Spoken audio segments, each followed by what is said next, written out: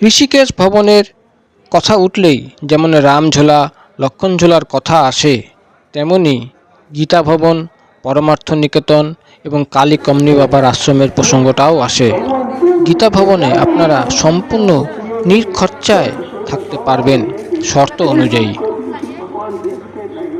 তবে গীতা ভবনে 400 টাকা থেকে রুমও পাওয়া যায়।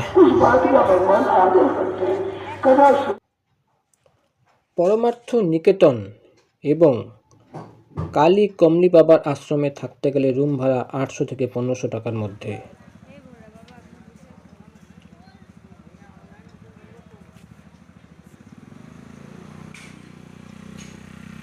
পরমার্থ নিকেতনের আরতির স্থান।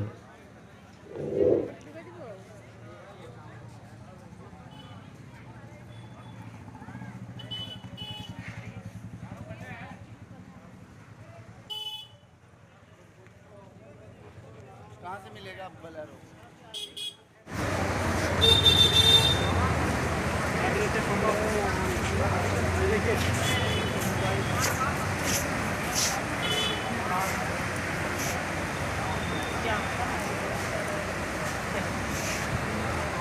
পরমার্থ নিকেতনের ডান দিকে রামঝোলা এবং বাম দিকে জানকী ঝোলা অবস্থিত।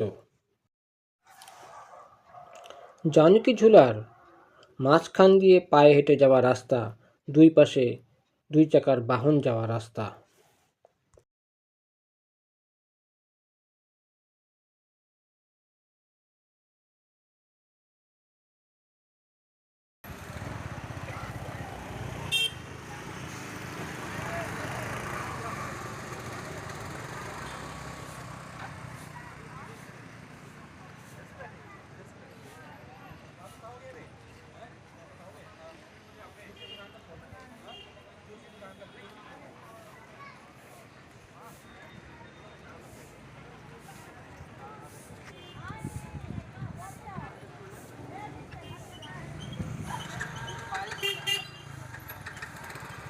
জানকী ঝোলা পার করে বাঁদিকে গেলেই ত্রিবেণী ঘাট।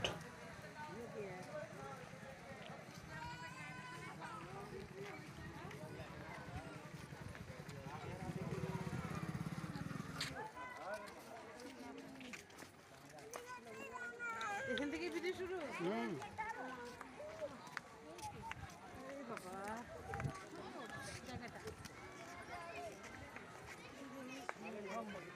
জল নেই না। पापा, ओए रोज आप ना तक नहीं।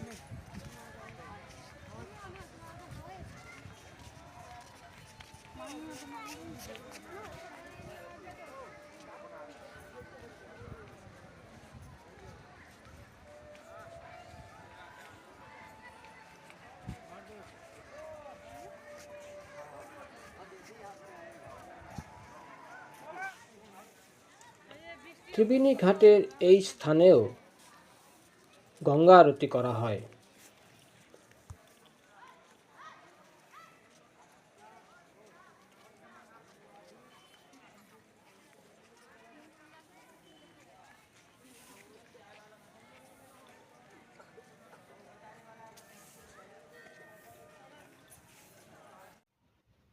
পাশে রঘুনাথ মন্দির, রাম সীতার বিগ্রহ। এই মন্দিরে একটি কুণ্ড আছে, কুণ্ডটির নাম ঋষিকুণ্ড।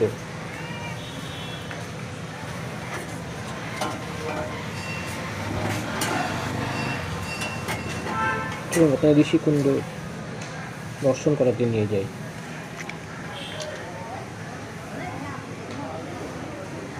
এই ঋষিকুণ্ডে দুটি মাছ আছে, তারা সম্পূর্ণভাবে উল্টো দিক করে সাঁতার কাটে। প্রথমে দেখলে মনে হবে তারা হয়তো মৃত মাছ, কিন্তু না, তারা জীবিত, তারা উল্টোভাবেই সাঁতার কাটে। আপনারা দেখুন, আশ্চর্য হয়ে যাবে।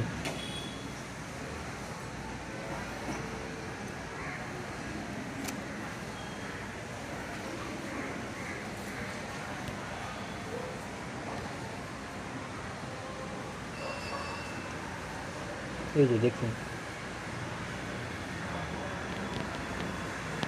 প্রথমে আমি ওকে মৃত মাছ ভেবেছিলাম, কিন্তু পরে জানলাম না, এরা সত্যি জীবিত এবং উল্টোভাবেই তারা থাকে।